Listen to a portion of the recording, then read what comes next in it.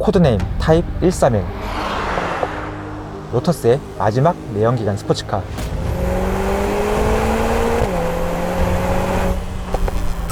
경량화를 지독하게 추구하고 서스펜션 튜닝 전문가이며 남다른 에어로다이나믹 노하우까지 갖춘 바로 그 모델.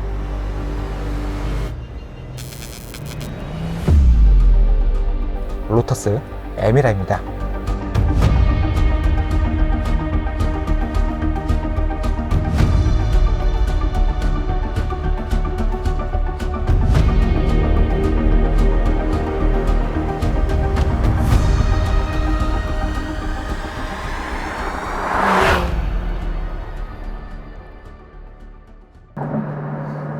자, 드디어 탔습니다.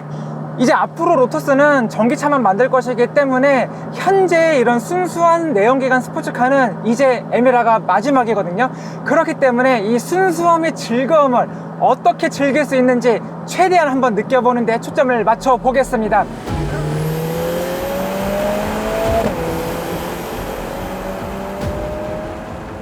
하지만 여러분들께서 실망하실 부분도 있습니다.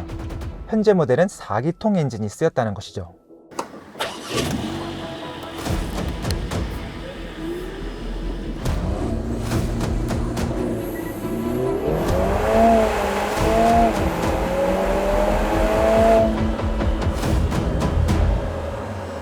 자, 현재 제가 타고 있는 에미라는 4기통 엔진이 탑재된 사양입니다. 흔히 이제 에미라 하면 그 도요타의 6기통 3.5리터 슈퍼차저 엔진의 수동 변속기를 생각하는 분들이 굉장히 많으실 거란 말이에요. 하지만 이 모델 전혀 걱정하실 필요 없습니다. 성능 하나만큼은 정말로 잘 뽑아내주고 있거든요. 자, 먼저 이 엔진은 360마력의 43.9kg 포스미터를 만들어냅니다. 일단 A45 엔진에서 조금은 뒤튠이 됐지만 이 차의 가장 핵심은 무게예요.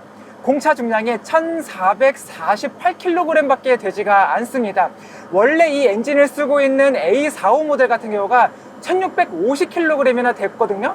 그리고 아반떼 N 같은 경우가 1480kg으로 이 에미라보다도 훨씬 더 무겁습니다. 자, 무게를 줄임으로써 강력한 성능을 이끌어낼 수 있도록 만든 것이죠. 바로 로터스의 핵심 철학이기도 합니다. 자, 또 한 가지 강점은 바로 이 컴팩트한 엔진에 있습니다. 전후 무게 배분이 50대 50인 차가 있다고 한번 가정을 해볼게요.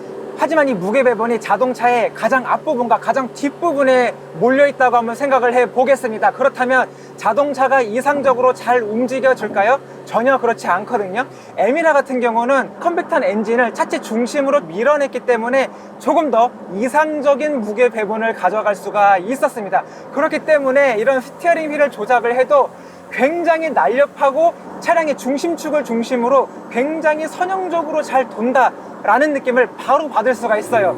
그렇기 때문에 정말 이 운전하는 재미가 극대화된 느낌이라고 설명을 드릴 수가 있을 것 같습니다. 다만 엔진의 순수한 출력 자체는 조금은 낮을 수도 있다고 생각을 할 수밖에 없을 것 같아요. 제조사 공식 발표 기준 정지 상태에서 시속 100km까지 가속을 4.4초에 도달한다고 했는데 좀 이 정도 포스를 갖고 있는 자동차라면 3초대는 진입을 했으면 하는 바람이 있기도 하네요. 그런데 일단 스프롭이 되고 나서는 정말 재밌는 이런 성능을 만들어내는 것이 이 에미라 그리고 AMG의 엔진이라고 할 수가 있습니다. 자, 또 한 가지 바로 중국 시장을 생각하지 않을 수 없다는 것이 이번 에미라의 4기통 엔진이 탑재된 이유이기도 합니다. 중국 같은 경우는 이 배기량이 높아지고 기통수가 높아질 때마다 세금이 기하급수적으로 붙거든요. 그렇기 때문에 중국에서 판매되는 대부분의 자동차는 1.5리터 혹은 2리터 엔진이 대부분입니다. 세금을 적게 가져가고 싶어서 말이죠. 그런 의도도 숨어 있다고 봐주시면 될 것 같습니다. 그래서 선택한 것이 바로 AMG 엔진입니다. 로터스가 F1에서 벤츠 엔진을 쓴 인연도 있었기 때문에 이야기가 잘 된 것도 있고 AMG 45 계열 엔진이 세상에서 가장 강력한 4기통 엔진 중 하나로 꼽힌다는 것도 이유입니다. 하지만 이번 에미라에는 엔진 이외에 주목할 포인트가 있습니다. 눈에 보이지 않는 경량화 그리고 에어로다이나믹이죠.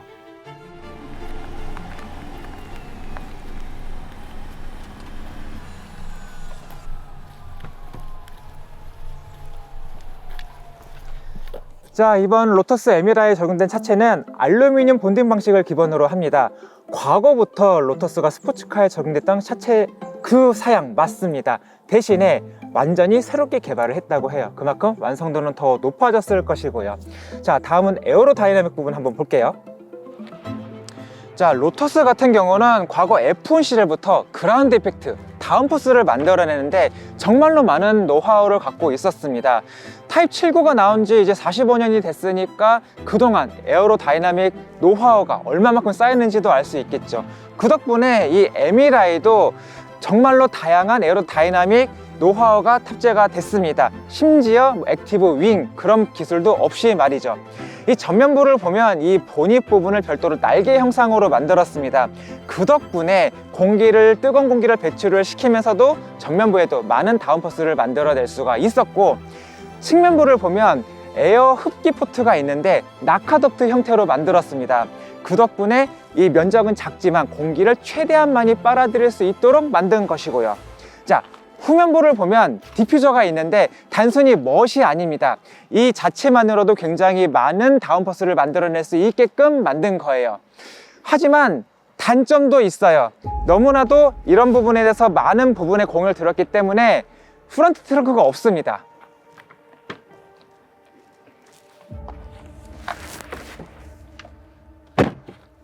자, 실내로 들어서면 단점은 조금 더 많이 보입니다. 일단 기본적으로 실내는 굉장히 고급스러워졌어요. 가죽도 많이 쓰였고 알칸타라도 쓰였습니다. 하지만 이 선바이저에 거울조차 없는 거는 조금은 아쉬운 부분이죠. 자, 다음은 인포테인먼트 시스템. 지금 이렇게 누르면 현재는 조금 반응이 빨라졌지만 이게 가끔 먹통이 되거나 아니면 반응을 해도 굉장히 느리게 반응하는 경우가 있어서 그 부분도 조금 아쉬웠고요. 시동 버튼 커버가 있어서 굉장히 멋있고 뭔가 좀 미사일 발사시킬 수 있을 것 같은 느낌이 드는데 프리스탑 힌지가 적용됐으면 좋겠습니다. 이게 계속 내려와서 올려서 이걸 빨리 눌러야 되는 이런 좀 번거로움이 있는 것도 사실이고, 자, 다음은 키 디자인. 이 로터스 디자이너 분들 키 디자인은 좀 바꿨으면 좋겠어요. 여러 가지 레버라든지 버튼 디자인 등에서 좀 볼보가 많이 느껴지기도 합니다. 그렇기 때문에 현재 로터스가 이제는 어느 그룹에 속해 있는지도 알 수 있을 것 같아서 조금 씁쓸하긴 하네요. 자, 마지막으로 스티어링 시스템. 요즘에는 전자식이 많이 쓰이긴 하지만 완전한 유압식을 쓰고 있습니다. 시대가 어느 때인데 말이죠. 그런데 이것이 과연 단점일까요?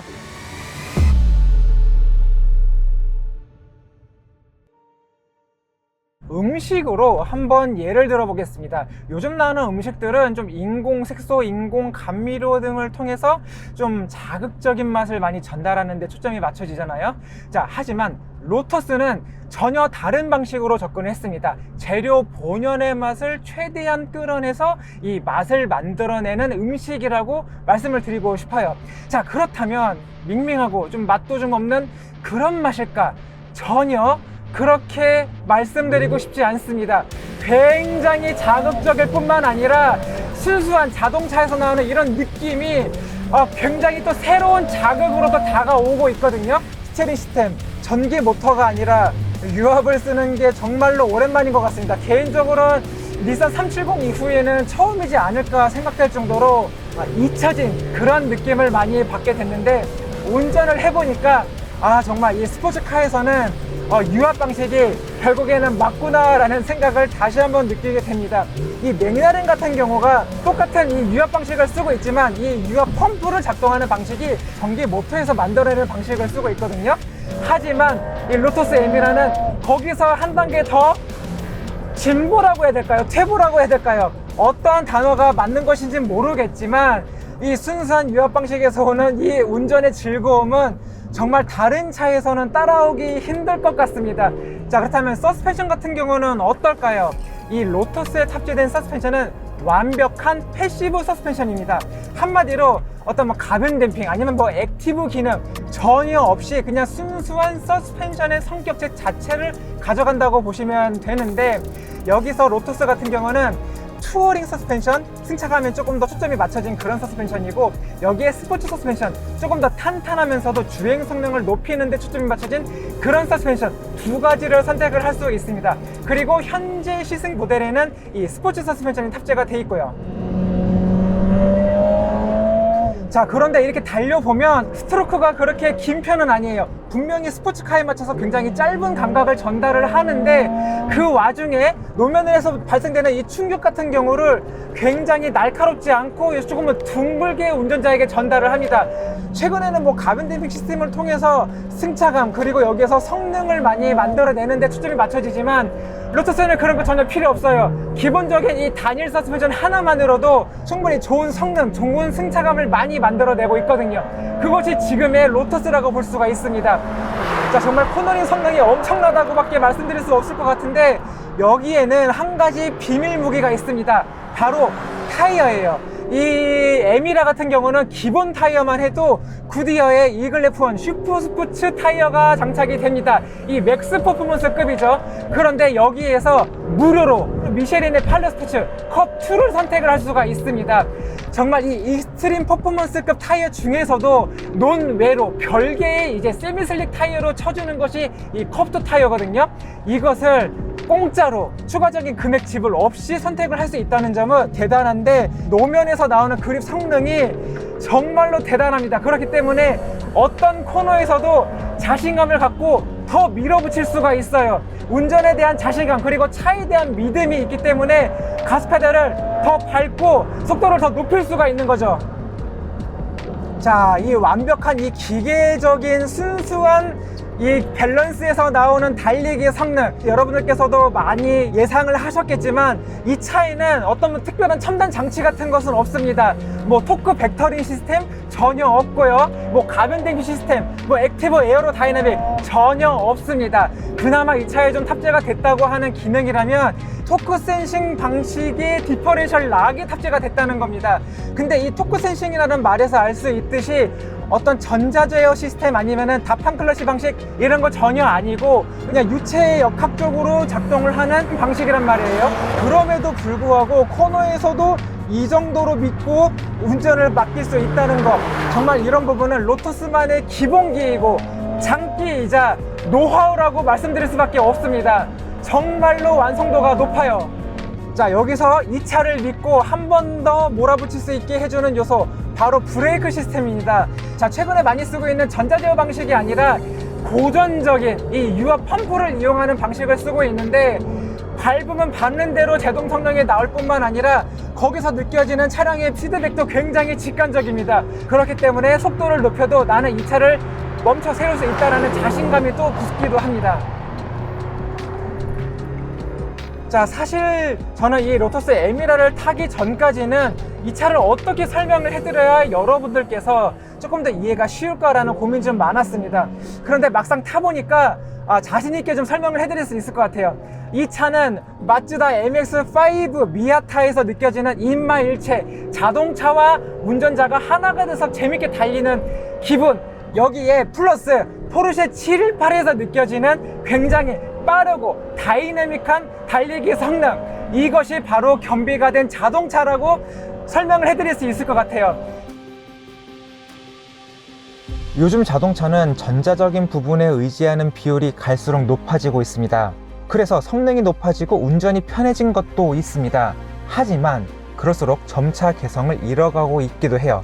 로터스 역시 전동화의 길로 가고 있지만 가끔 이렇게 고집을 부려주는 브랜드가 있어야지 또 자동차 세상이 재밌어지는 거 아니겠어요?